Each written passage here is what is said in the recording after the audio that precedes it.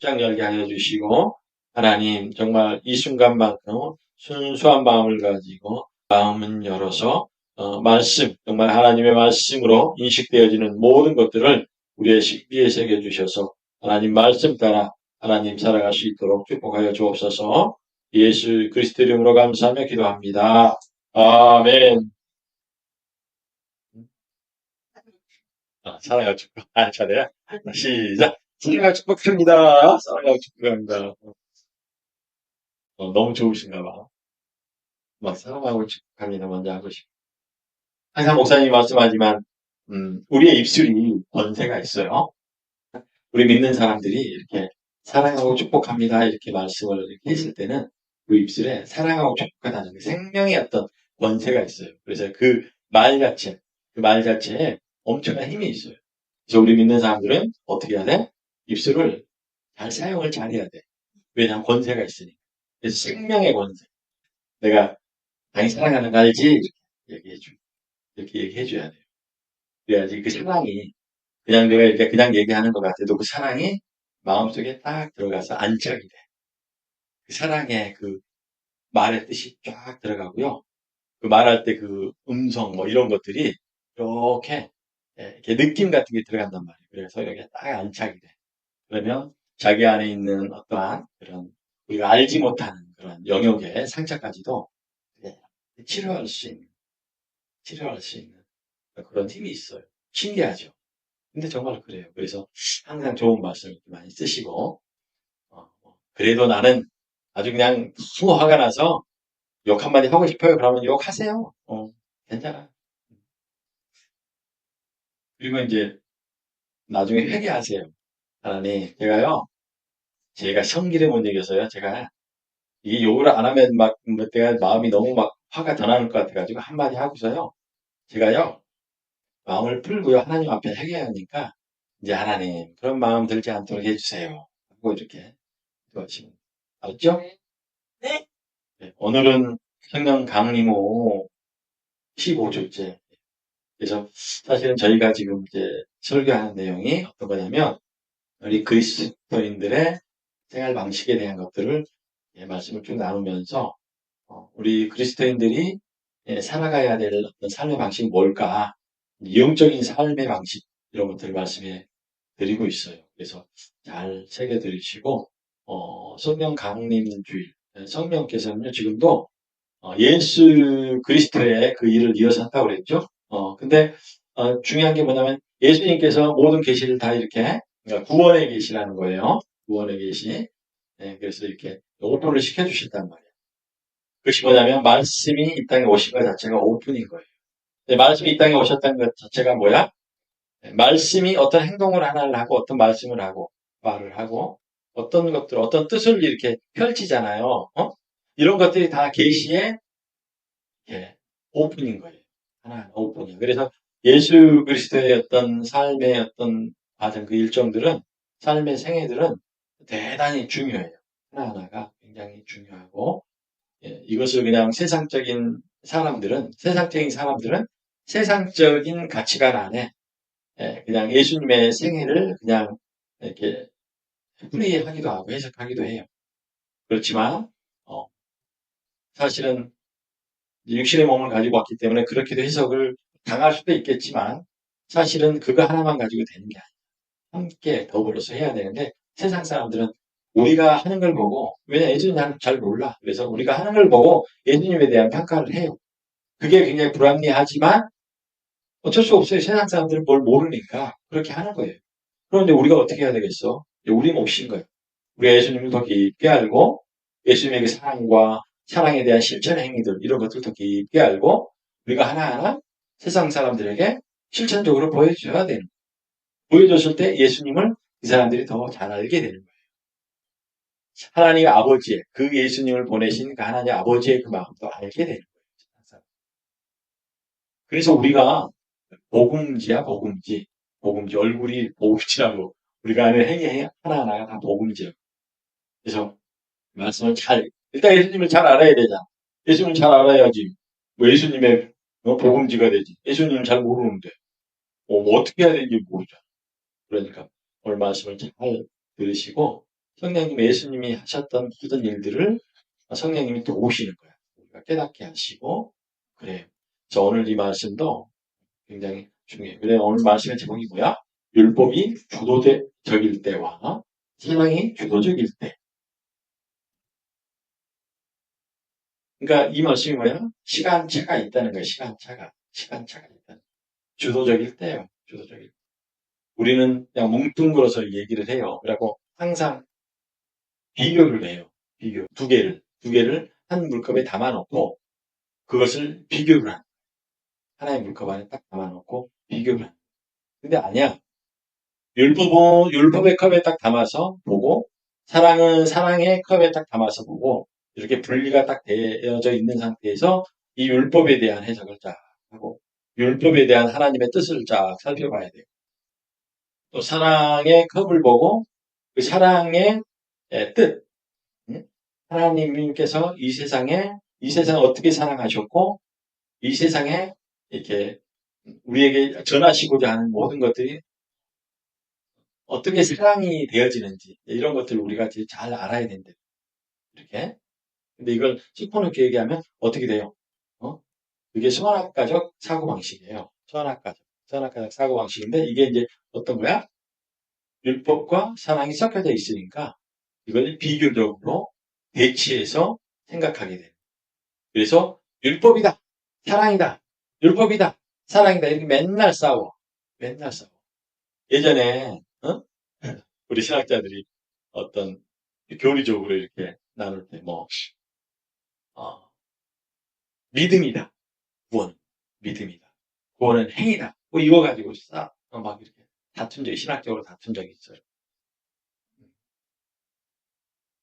죄송하지만 어리석은 행위.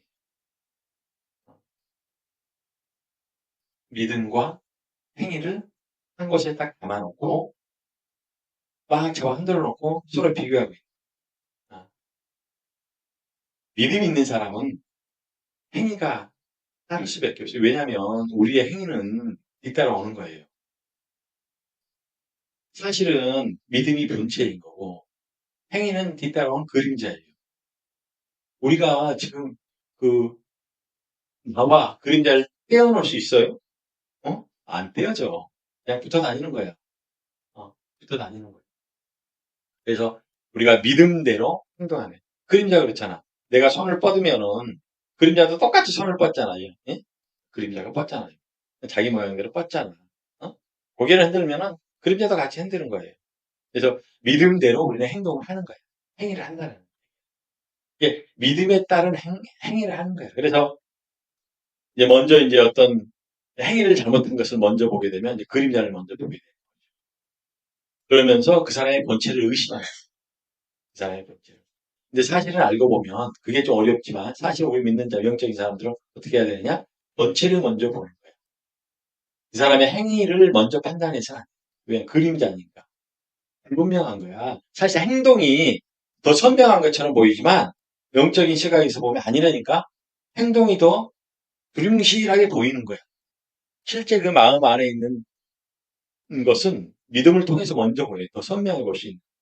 그래서 믿음을 먼저 보고, 그 다음에 이제 행위적. 그러니까 믿음에 따라서 행위가 나타나는 거예요. 믿음에 따라서 행위가 나타나는. 그래서 오늘 그런 차원에서 오늘 이렇게 말씀을 드릴 거예요. 그래서 자, 들어보시고 제가 솔직하게 말씀드려서 요즘 이제 유튜브를 한다고 저희가 방송한다고 하잖아요. 이것도 왜 했냐면 예전에 이제 우리 이제 온라인 방송을 할 때도 이제 방송을 하긴 했는데 그때는 별 신경이 안 쓰여요. 별 신경을 안 쓰이는데 제가 이제 편집도 좀 하고 이러다 보니까 솔직하게 말 좀 신경이 쓰이더라고요. 나도 모르게 쓰여요. 왜 이게 의식 속으로 들어가 있는 거예요. 그래서 내가 정신을 바짝 차려줘. 이게 우리 성도님들이 오히려 더 이게 좀 예전의 목사님과 좀 달라진 모습을 볼 수도 있겠다라는 그런 좀 염려도 들고 걱정도 들고 이런. 근데 이제 목사님이 그런 생각을 하고 있으니까 이제 목사님이 저는 방송이나 이런 거는 의식하지 않고 편안하게 이제 앞으로 점점 그렇게 되려고 이제 노력을 할 거예요. 그래서 아마 그렇게 될 거라고 봐요. 편하게 하고 남을 의식하는 것이 아니라 그냥 가장 민감한 게 우리 성도님들이거든요. 지금 여기 계시는 성도님들. 그렇죠? 제가 조금만 다른 데 신경 쓰면 우리 성도님들한테 영향이 가는 거예요. 보면. 제가 민감하게 이걸 체크를 해보면 그런 것 같아요. 그래서 네, 좀 죄송스러운 마음도 좀 들고 그래요. 하지만은 또 목사님이 또 이것저것 또 일을 해야 되는 부분들이 있고 하니까 우리 성도님들이 이걸 잘 이해해줘서 감사하긴 한데 어찌됐든 간에 제가 그런 부분들까지 이렇게 고민을 하고 있으니까 아마 좀 이해를 좀 해주시고 또 잘 좋은 쪽으로 잘 되지 않을까 싶어요. 그래요. 오늘 제목이 율법이 주도적일 때와 주도적일 때라는 제목이에요. 로마서 13장 8절 14절 말씀. 어, 여러분은 솔직하게 말해서 사랑이 받고 싶으세요? 아니면 사랑을 해보고 싶으세요? 사랑을 주고 싶으세요? 응? 사랑 받고 싶은 게 더 많아? 주고 싶은 게 더 많아?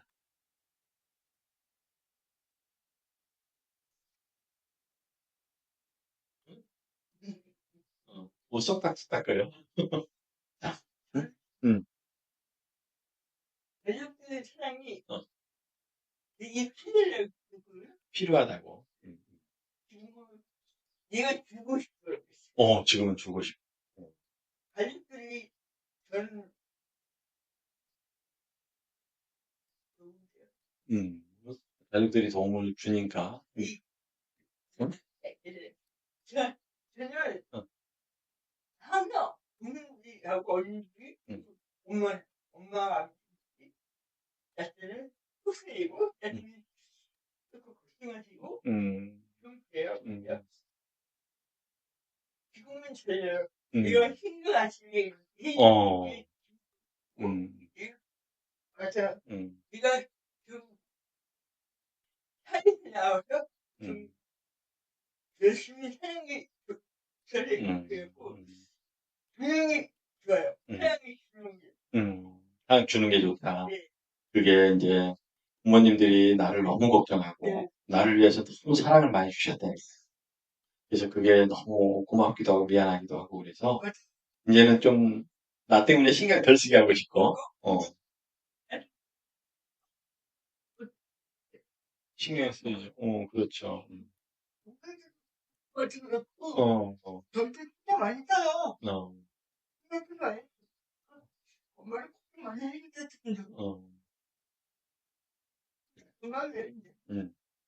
그래요. 그래서 우리가, 그래요. 이제 우리 인간, 기본적인 우리 인간은, 가장 기본적인 우리 인간은요, 우리는 욕구적인 사랑을 가지고 있어요. 그래서, 이렇게, 비어있다고. 우리 사랑의 그 마음에 그릇이 비어있어요. 그래서 사랑을 먼저 채워야, 사랑을 먼저 받아야, 네, 사랑의 그릇이 채워져야 그것이 이제 넘치게 되거든요. 사랑을 받게 되면. 넘치게 됐을 때요. 정말 내가 사랑을 받고 있고, 사랑을 많이 받는다는 것은 뭔지 아세요? 내 안에 상처가 싹 녹아내렸다는 거예요. 녹아내렸다는 거예요. 상처가 녹아내려졌다는 얘기는 뭐야? 도덕적인 어떤 안 좋은 문제를 율법적으로 바라보지 않는다. 그걸 이겨냈어. 이제 율법을 나한테 적용하지 않아도 사랑의 마음이 있기 때문에 사랑이 율법을 다 이겼고 사랑을 많이 받아서 흘러넘치는 사람이 사랑의 행위를 하거든요. 사랑의 행위. 사랑의 행위 자체가 율법을 다 이긴 거야. 이것을 지적하고 이제 문제를 막 도덕적으로 버릇을 고치려고 하고 이제 이런 것들을 하지 않게 돼. 사랑, 또닥또닥 해주고 사랑해주는 그런 마음이 생기는 거예요. 그래서 우리 인간은 욕구적인 사랑이라 먼저 채워야 될 그런 한계를 가지고 있어요. 그래야 비로소 우리가 사랑해야 될 대상이 보이기 시작하는 거예요. 아, 내가 사랑을 많이 받아. 나도 그 품성 자체야, 품성. 내 글이 채워진 것은 새로운 품성을 갖게 됐다는 얘기야. 그 품성을 가져야 내가 사랑해야 될 사람이 한 사람 한 보이기 시작해요. 내 옆집에 어떤 힘들어 하시는 분이 있으면 그게 보이게 되고요. 예전에 목사님도 그런 말씀 드린 적 있죠? 옛날에는 왜 장애인분들이 안 보였어, 눈에. 안 보여. 바쁘게 왔다 갔다 하다 보니까. 아무튼 간에, 눈에 안 보여요. 사랑할 대상이 안 보이고. 목사님도 사랑이 멸치워졌다는 거예요. 예, 받고 싶고 하는. 그런 사랑이 더 많았었다는 거죠. 그래서, 참, 그렇구나. 이런 문제가요, 우리 인간들의 애달픔의 문제. 비참한 거예요. 우리 인간이. 아니, 어떻게 하나님이 지으신 우리 인간이, 응? 텅, 사랑의 그릇이 텅 비어가지고, 먼저 받아야 말이야. 가득 채워져야 남을 사랑할 수 있다. 이거 자체가 사실 비참한 거야, 우리 인간. 하나님께서 처음에 우리를 지어주신 목적과는 너무나 동떨어진 거예요. 너무나 동떨어져 있어요. 그래서 사실상 비참한. 그래서 우리는 사실은 그런 한계를 가지고 있어요. 잘하고 싶어도 먼저 받아야 돼. 먼저 받아야 돼. 그래서 오늘 이 말씀을 이제 두 가지로 적용해. 한 자녀 문제 있잖아요. 우리가 자녀 문제. 우리가 이제 예전에도 보면 제가 이제 그 상담하는 과정에서 보면 어, 대부분의 엄마들이 자녀의 문제를 가지고 온 엄마들이 뭐냐면 어, 그런 가치 기준이 모르겠어요. 저하고 상담했던 분들은 이제 그런 퍼센티지가 많았어요. 한 80% 이상이 80% 이상이 그런 분들이에요. 아이의 문제가 아이의 버릇이래요. 버릇이 잘못된 버릇이래요. 잘못된 버릇을 고쳐주고 싶어하는 양육 방법을 쓰시는 거야. 80% 이상. 잘못된 양육, 그러니까 아이가 잘못된 것을 버릇으로, 그러니까 안 좋은 버릇으로 생각하고 그 버릇을 고쳐야 된대. 왜 그런 인식을 하고 있는지 모르겠어요. 근데 목사님 상담을 받고 나면 자녀 상담하러 왔다가 자녀를 이제 상담시키러 이렇게 와요. 그러다가 이제 이제 부모하고 같이 오라고 그러거든요. 한 세 번에서 한 다섯 번 그 사이는. 그러다 보면 자녀는 안 와. 자녀는 안 와도 돼. 엄마 스스로 그래. 자녀는 안 와도 자기가 와. 자기가 와서 부모 상담을 받는 거야. 부모 상담. 부모 상담 받으면 자녀 문제는 이제 해결의 시작이에요. 그때서 해결이 딱 될 수도 있고 이제 좀 지나치게 어떤 그런 문제가 이제 있는 그런 자녀 문제는 점진적으로 그래서 한 1년 이상을 받는 분도 있어요. 부모님가 1년 이상을 받아서 이제 그 문제를 잘 알아보고 자녀를 대하는 방법이 달라. 대하는 방법이 달라지고 이러다 보면 이게 자녀들은요, 엄마의 껌딱지거든요. 사실은 껌딱지예요. 그러니까 껌딱지니까 뭐냐 딱 달라붙어 싶고 하는 거예요. 근데 엄마가 무서워. 그러니까 그러니까 달라붙고 싶어하는 마음과 무서운 마음이 같이 들면 아이가 어떻게 되겠어요? 어, 심각한 문제가 생기는 거예요, 사실은. 여러 가지 어떤 패턴으로 나오지만 어떤 친구들은요, 부모한테요, 사랑하면 더 반항적이 된다고 그러잖아요. 어, 더 껌딱지처럼 붙고 싶어 하잖아요? 근데 무서워. 그러면 어떻게 돼? 더 반항적으로 나가거나 아니면 막 더 집착적으로 달라붙거나 왜 우리 어린아이들이 그렇잖아요. 엄마가 막 야단치는 거야. 식당에서. 그러면 더 크게 울어. 맞아요. 더 크게 울어. 그럼 그때 가서 엄마가 뭐 이제 앞으로 그러지 마 이러면서 막 이렇게 안아주거든요. 그러면 아이가 어떻게 되는지 아세요? 더, 더 깜짝이야. 더 붙는 거야. 엄마를 더 의존하게 만드는 그런 행위들이 사실은. 근데 에, 버르장머리 고친다고 생각하는 거예요. 엄마. 어제도 제가 식당에 가서 이렇게 있는데 이제 네 가족이 이렇게 왔더라고. 엄마, 아빠, 그 남자아이, 여자. 여자가 큰애야. 근데 자기네가 좀 작아요. 그런데 이제 그런 광경이 그대로 보여지는 거예요. 근데 그런 광경이 목사님은 너무나 익숙한 거예요. 너무나 익숙해. 대부분의 엄마들이 다 그렇다니까 그렇게 한다니까요. 어. 그러니까 이런 교육을 받지 않으면은 그냥 그렇게 나타나는가 봐. 그래서 그렇게 하더라고요. 그래서 뭐 그냥 이렇게 보고만 말았지만 어찌됐든 간에. 그래요. 그래서, 저는 이제 도덕적인 가치 기준에 버릇을 고치려고 하는 양육. 또한, 두 가지 마음이 있어요, 엄마한테. 안쓰러워하는 마음. 함께 가지고 있어요. 그러면서 엄마들도 세상 혼란을 느끼거든요. 사실요, 혼란을 느끼고 있어요, 부모님. 양육자도. 그 두 가지 마음이 있어요. 그래서 이 두 가지 마음, 도덕적 가치 기준을 가지고 양육하려고 하는데, 안쓰러운 마음과 이런 어떤, 버릇을 고치려고 하는 이런 것들 두 개 가지고 있을 때, 어머니들도 굉장히 혼란을 겪고 있어요. 혼란을 겪을 때 어떻게 하는지 아세요? 자기 짜증대로 하는 거예요. 짜증나는. 자기 기분대로 하게 돼요. 혼란을 겪고 있으니까. 명확하게 어떤 게 좋다, 어떤 게 나쁘다, 이게 없기 때문에 명확한 걸 자기가 어떤, 이렇게 의식하고 신념을 딱 하지 않는 이상은 그러니까 왜냐면 혼란스러울 때 짜증이 많이 나오요 기분이. 그러니까 짜증난 그런 양육의 어떤 행위 방식을 한다는 거죠. 그렇게 되어지는.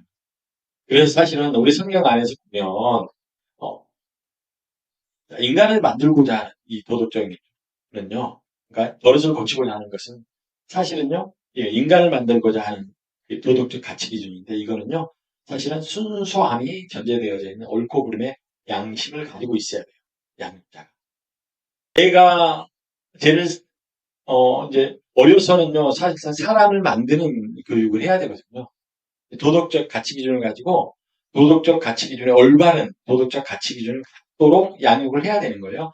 이때 양육자가 순수함이 전제된 옳고 그름의 판단을 가지고 자기 양심에 건강한 자기 양심을 가지고 양육을 해야 된다.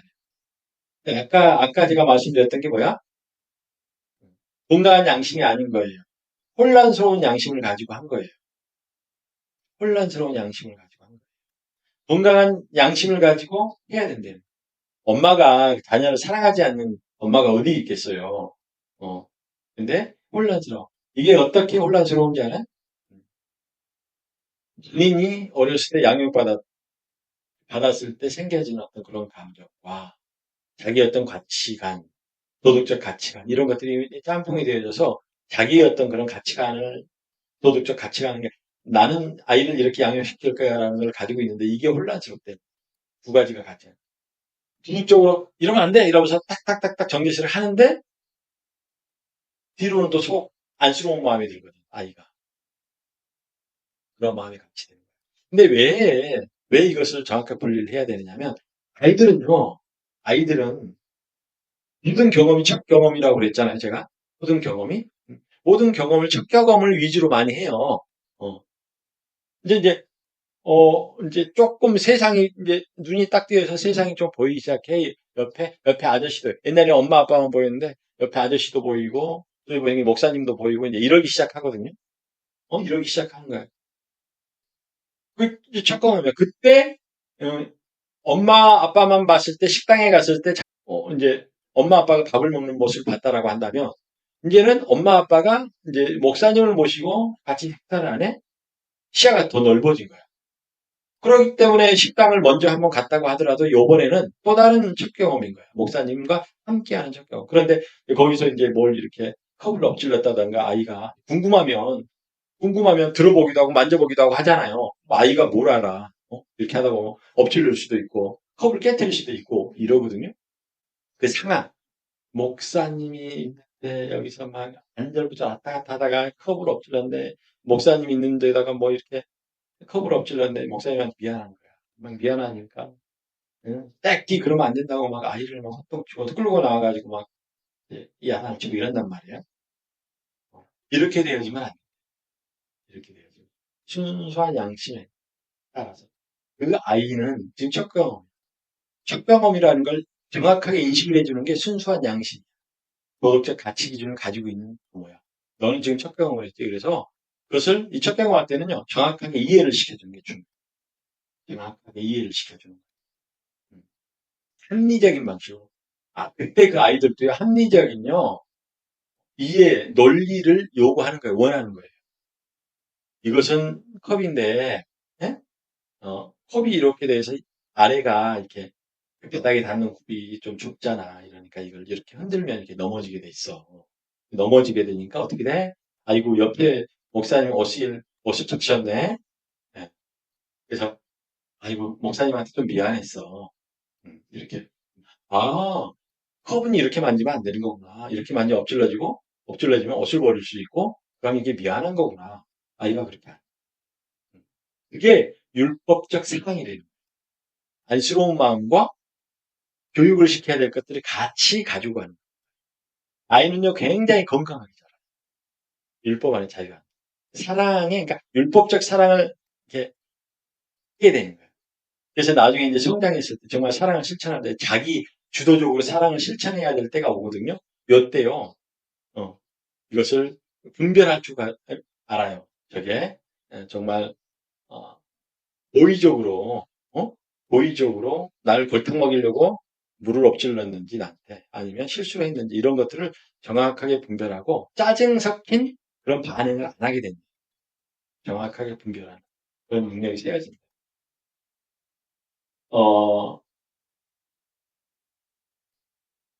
그래서 이 양육 방법도요, 이제 두 가지로 나눠집니다. 하나는 뭐냐면, 그 도덕적인 기준을 잘 가르치니까, 그 인간을 만들고자 하는 그 시기, 사춘기 이전까지는 사실상은 그 옳고 그름의 교육 방식을 가르쳐야 될 때예요. 편두체는 감정의 뇌거든요. 감정이 굉장히 활성화돼. 갑자기 요만했던 편두체가 확 커지잖아요. 이렇게 확 커지잖아. 그러면 자기 감당을 못 하는 거예요. 그러니까 그때서부터 진짜 자기를 찾기 시작하는 거예요. 대상을 바라봐요. 다른 사람들 바로 다른 사람들 친해지고 싶고 이때서부터 뭐냐면 이제 그런 안쓰러움을 이렇게 안쓰러워해줘야 되는 그 사랑의 방식, 교육 방식 이게 필요하다는. 그래서 아까 말씀드린 거 있죠. 인간을 만들어야 되는 도덕적으로 인간을 만들어야 되는 그 시기는 사춘기 이전. 사춘기 이후는 감정적인 어떤 그런 자기 독립적인 시기이기 때문에 이때서부터는 자기 스스로가 누군가를 사랑해야 될 대상, 좋아해야 될 대상을 분별해서 이렇게 할 수 있기 때문에 이제는 이제 그런 시기가 되어져야 됩니다. 이제 그런 율법적인 어떤 행위와 사랑의 행위 이제 이런 게 그 시기적인 게 이렇게 있다는 거예요. 근데 우리가 이제 보면 어른이 됐는데도 여전히 율법적인 그런 도덕 방식으로 우리가 그렇잖아요. 집에서도 친구들 만나면 그 사람 버릇을 고쳐야 돼요. 근데 이게 엄청나게 많아요. 모든 사람이 다 그래요. 저도 그런 경향이 많이 있어요. 어, 이게 잘못된 행위를 했음에도 불구하고 그 사람이 그걸 모르는 것 같아요. 일부러. 오히려 하는지 모르겠지만 계속 하는 거야. 그럼 저 사람 버릇을 고쳐줘야 돼. 아이가 성장을 해서 20살, 30살이 됐음에도 불구하고 버릇을 고쳐줘야 돼. 그렇게 하면 안 된대. 버릇을 고쳐줘요. 그 사람이 모두가 다 이렇게 인식을 하는데 저 사람이 인식을 못하는 실수를 자꾸 하잖아요. 그 안쓰러운 마음으로 봐줘야 돼. 그게 사랑이래요. 그래서 사랑으로 계속 감싸주다 보면 이제 그게 아까 말씀드렸죠. 뭐. 사랑이 채워지게 되면 그걸 알게 됩니다. 그러면 사랑의 방식이 바뀌어진대요. 그러니까 우리가 성장했을 때는 이제 주도적인 주체적인 것을 인정해줘야 돼. 이제 필요하다는 거. 자, 음, 그렇다면 사랑이 주도된 행위는 어떤 의미를 가지고 있을까요? 아까는 이제 율법이 주도되어졌던 그런 도덕적 기준에 대한 얘기를 아까 했던 거고 인간을 만들어야 되는 그런 도덕적 기준을 얘기했다라고 한다면 지금 이제 사랑이 주도된 사랑의 행위는 어떤 때 필요할 때일까요? 그러니까 아까 말씀드렸지만 사춘기 이후 정도로 이렇게 보시면 되고 바로 이 의미는 어떤 의미가 있느냐면 바로 연약한 인간의 한계상을 안쓰럽게 여겨 순수함이 전제된 용납의 마음이 주도된 사랑 행위를 말합니다. 사랑이 주도된 행위가 용납의 행위야. 용납이 가장 기초적인 거야. 그러니까 나는 용납 못해요. 저 사람 용납 못해요. 그거는 용납을 기준으로 놓고 지금 용납을 덜 적용을 한다라는 거지. 우리가 기본적으로 사랑은요, 용납의 마음이 있어야 된대.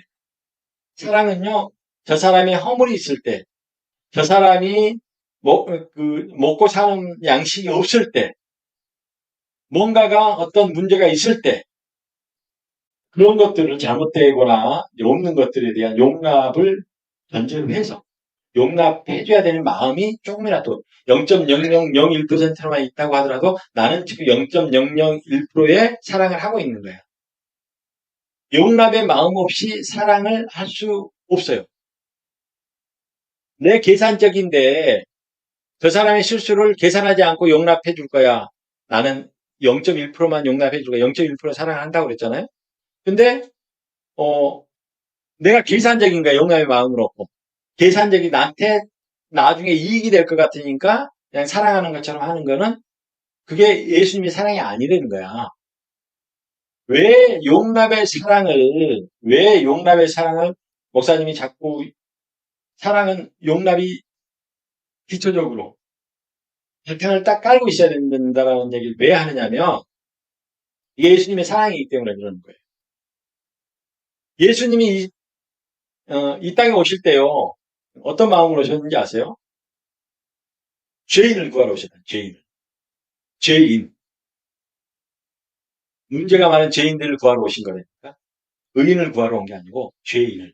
그러니까 부족한 사람을 구하러 온 거야. 그러니까 예수님이 이 땅에 딱 오시는 그 사랑 자체가 부족하고 연약하고 이게 뭔가 부족한 것들 때문에 오신 거란 말이야. 이게 용납의 마음이 없으면 그렇게 할 수 없다는 거야. 예수님은 그래서 스스로를 비하하셔요. 비하. 스스로를 낮추셨다는 거예요. 그 용납의 사람은 스스로 낮추는 거예요. 스스로 낮추는 거예요. 나를 낮추는 거라고. 나를 낮춘다는 것이 뭐냐면 저 사람이 저런 잘못을 했어. 근데 내가 그 위치 눈높이로 맞춰준다는 거예요. 그 아래에 산다는 거야. 눈높이 맞추는 것보다 더 깊은 사람은 그 아래에 서주는 거야. 아래에 서주는 거야. 아래에 서주는 거야. 낮춰지는 거야. 그러니까 어떤 사람이 그걸 하려고 그랬어요. 세상적인 논리는 이해가 안 된다니까. 저 사람이 저런 죄를 져서 저 사람이 무조건 저 죄를 져갖고 이제 나쁜 상태에 그 사람들한테 숟가락 받았는데 그 사람을 용납하는 마음으로 그 사람 안에 설 수 있을까? 나도 도매금으로 넘어가는데 그렇게 안 하는 게 예, 물론 이게 뭐 그 사람 옹호해서 이 사람 교도소 보내면 안 됩니다. 죄가 있지만 그렇게 하라는 것이 아니고 이 예수님의 사랑은 그런 거야. 세상에서 죄를 지면 교도소 가야 되죠. 그죠?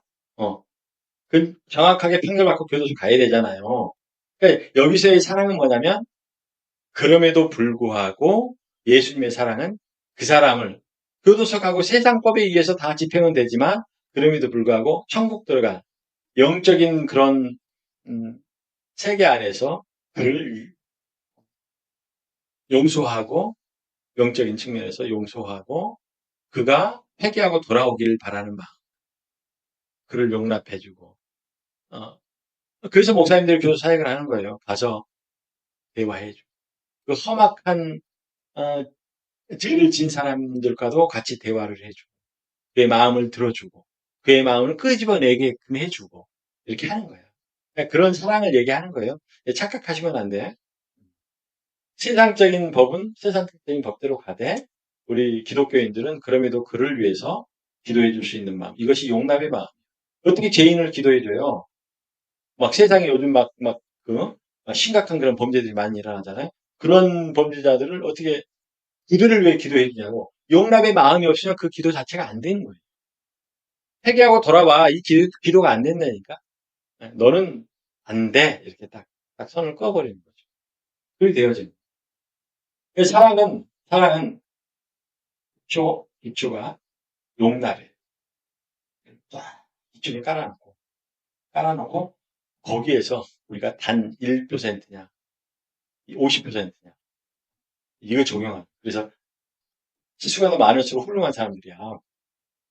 용납 그 쉽지 않다니까요. 잘못한 그거를 사랑의 마음으로 봐줄 수 있다. 예. 그러니까 부모님들이 그게 안 되는 거야. 그래서 내 아들을, 내 자녀를 사랑하는데도 그게 안 되니까 힘들어하는 거야. 자녀가 삐딱하게 나가는 거야. 자녀가 원하는 건 그거야. 나 아직 잘 몰라요. 우리 실수도 많이 해요. 그렇지만 나는요, 내 자신을 믿어요. 그래서 나는요, 나중에 나는 뭔가 내 꿈을 이루고 내가 뭐, 부모님한테 효도도 하고 싶고요. 이런 마음이 다 있단 말이에요. 근데 이런 마음을 음, 스스로가 못하니까 이제 부모가 그걸 알아야 돼. 그것이 뭐야? 지금 잘못하고 있는 자녀를 용납해주는 마음 안에 그게 들어가 있대. 너는, 너는, 너는 지금은 이렇게 물론 문제가 되어서 뭐 예를 들어서 뭐 어디 뭐 변호사 갈 수 있지만 그래도 불구하고 믿어주는 그 마음, 네가 회복해서 돌아올 수 있는 그 마음, 이것을 끝까지 붙들고 있는 그 부모가 어디 있어요? 그런 부모가 잘 없잖아요. 이게 좀 있기는 있지만 그렇게 없어요. 보여지는 것만 가지고 그 자녀를 딱 평가해버리고 그걸로 끝이야. 너는 안 돼. 내가 참을 만큼 참았는데 너는 안 되는 거야. 이렇게 해버리는. 그래서 오늘 본문 말씀 1절에서 사랑의 빛 외에는 아무 빛도 지지 말라고 하십니다. 왜냐하면 사랑은 율법을 이루었기 때문입니다. 우리 사랑의 그 마음, 우리 성숙한 사람들은 사랑의 마음 가져야 돼요. 사랑의 마음으로 율법을 다 이겨야 된다는 거야. 그래서 누구를 판단하고 이렇게 하는 것보다 행위를 보고 그 사람을 판단하는 것보다 그 사람의 마음, 믿음을 보고 판단하는 사랑의 마음을 보고 판단하는 이렇게 하는 것이 중요하다는 거예요. 인간의 사랑은 먼저 받아지지 않아 채워지지 않으면 상대를 온전히 사랑할 수 없습니다. 그러나 하나님의 사랑은 하나님 자체가 사랑의 본체이시를 먼저 우리에게 사랑을 베푸실 수 있습니다. 우리는 먼저 절대 사랑할 수 없지만 하나님은 먼저 사랑할 수 있는 조건이 뭐야? 하나님이 사랑의 본체이시기 때문에. 그래서 우리가 예수 그리스도의 사랑을 잘 본받아야 돼. 예수 그리스도의 사랑을 진짜 잘 본받아야 돼.